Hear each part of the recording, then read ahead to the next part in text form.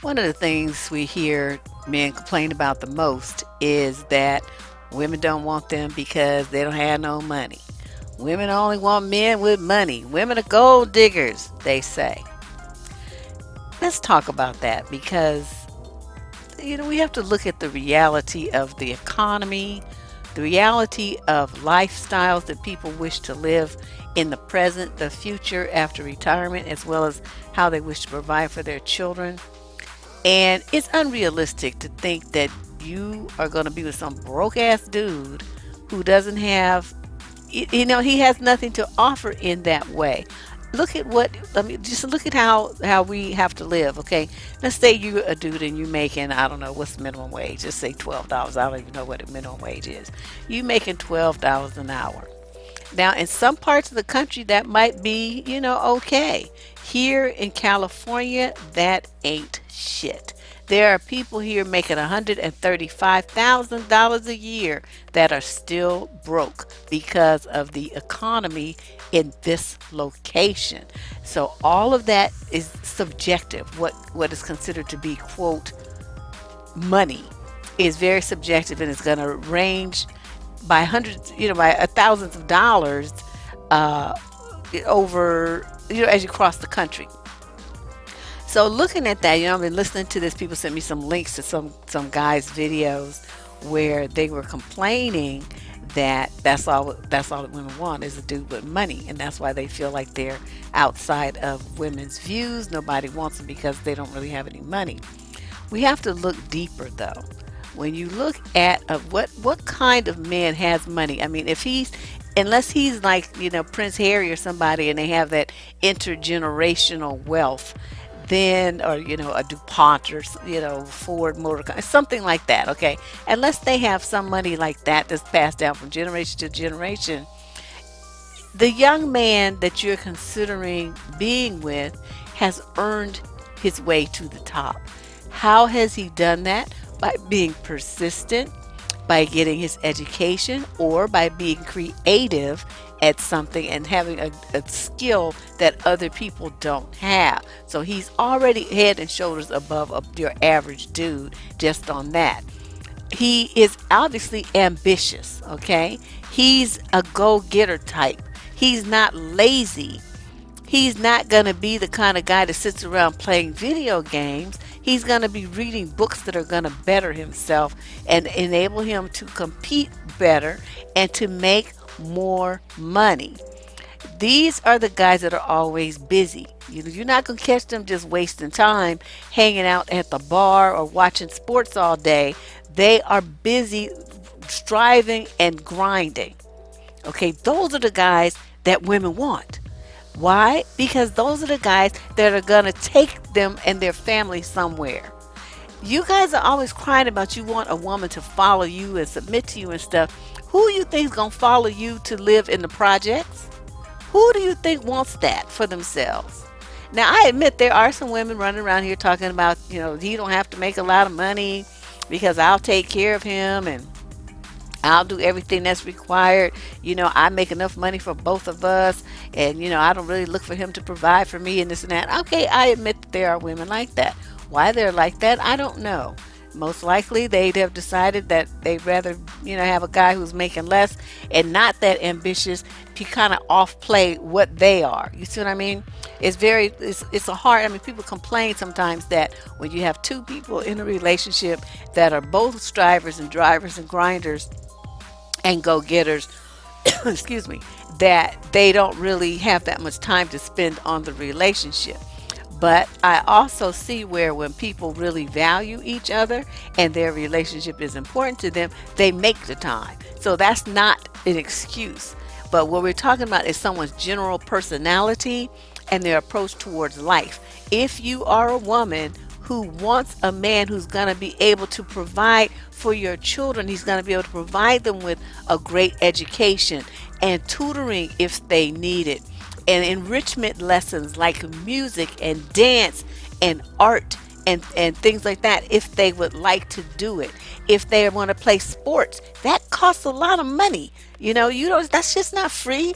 And income also pays for like the basics. Like, instead of you paying rent to somebody else, you all can get a mortgage and you can own your own home.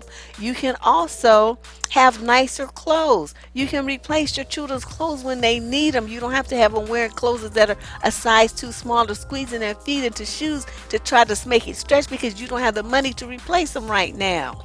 You can go to the doctor when you need it instead of hoping that you can come up with some home remedy that will get your kids, well, so that you don't have to pay that co-payment or miss a day off of work. You can save more money. You can invest in your children's future. You can set up college funds for them. You can buy them cars when they get ready to go off to college, so that for your girls, so that they're safe traveling to and fro.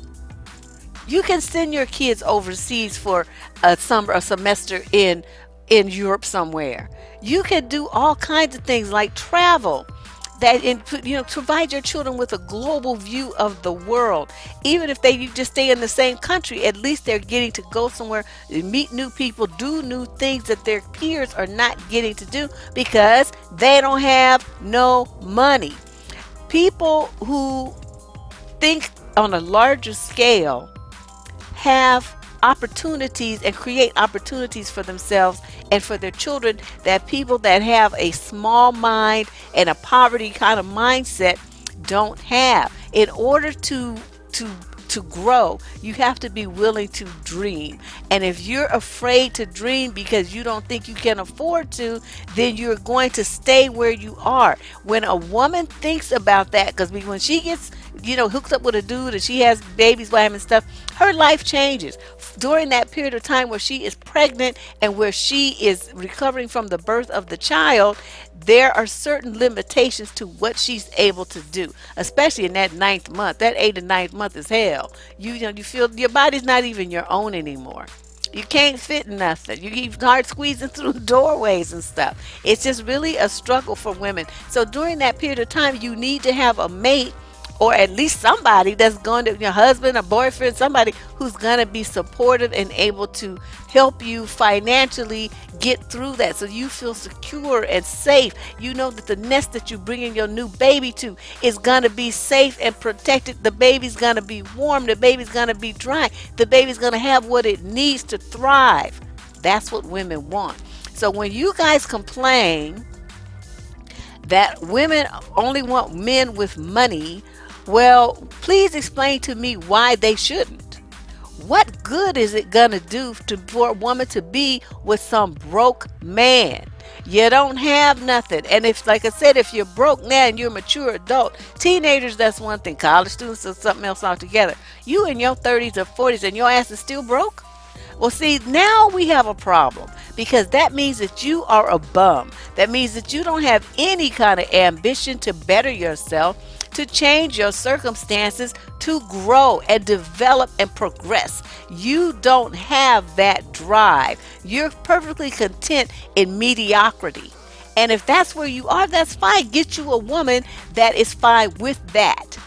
Okay, because her standards are low, and so she will tolerate you and she will be with you and y'all be fine over there together. But what unfortunately happens is, you know that the women that are the quote best women, the ones that are exciting, that are beautiful, that keep themselves up, that have interesting things to talk about, that are educated and professional and polished and smooth. They have talents, they have skills. They are interesting people that you're proud to have on your arm. You know that's the kind of woman that you want, but you know what? She don't want your broke ass. She doesn't have to settle for you because she can do better. She can get a man who's on her level, a man who's going to appreciate the drive and the ambition that she has to put herself through college, because her people was broke and they couldn't help her. She did it on her own. Okay, so now she's got this stuff, right? She's doing all this stuff. Why would she stop progressing in her life and slow down her train of advent that's helped her get to the point where she is now and advanced her life as far as she is all by herself? Why would she drop that and join forces with a man who's going to slow her roll? Because see, that's what you would be doing. You would become a dead weight in her life while she tries to bring you along or make up for the difference in what you're not bringing to the table. See, that's what she would have to do. You can't come, you just jump up and be ready to go with her. No woman in her right mind wants a man who's making a lot less money than she is, and or she wants somebody who's making at least as much as she is or more. That's what the goal tends to be, because that man has the best likelihood to provide her and her children with the lifestyle that she dreams of them having, that she has been working so hard to set up for herself and then for the kids that she wants to have. Now, you guys who come across, you come across as, you want to have a woman pay half. You want her to go Dutch.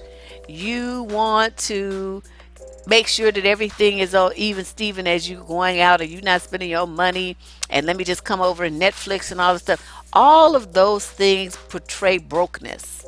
They portray stinginess, and they portray a man who is not going anywhere in a partnership form. Women want to see that you are going to be a partner to them and that you on the same page.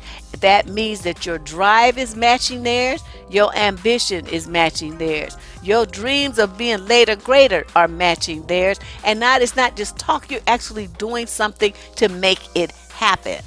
If you sit on the couch and all you want to do when you come home from your little mediocre job is sit on the couch and play video games or turn on the TV and watch sports or watch, worse yet, these reality stupid TV shows, you are not using your brain for anything that's going to advance you. Television really is the bane of existence in the black community, especially.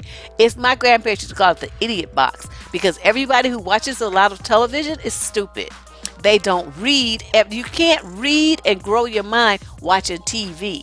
And that's why there's all this other joke that people used to say, if you want to hide something from a black man, put it in a book, because he'll never see it. Okay, and that is unfortunately what we see a lot. Y'all will watch TV, but you won't pick up a book. So this is, directed to these men who are always coming to my channel and complaining that women only want men that have money, and that women are gold diggers. Women are not gold diggers. You don't have no gold. But what she wants is a man who can match her. A man who has dreams, who's got big dreams and big plans, and who's making some shit happen.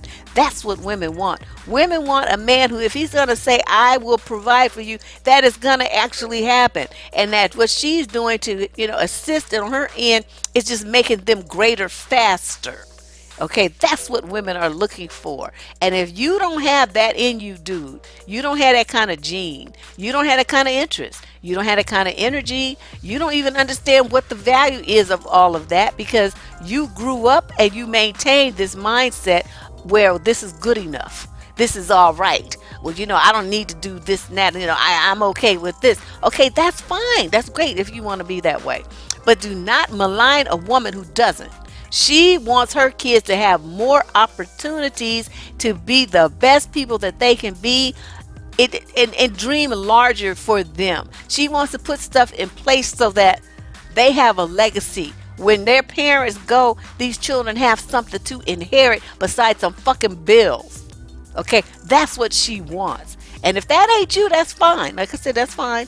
But don't bitch and complain about it, because either you got to lead, you got to follow, or you got to get the fuck out the way. So you figure out which one you need to do. This is Deborrah Cooper signing out.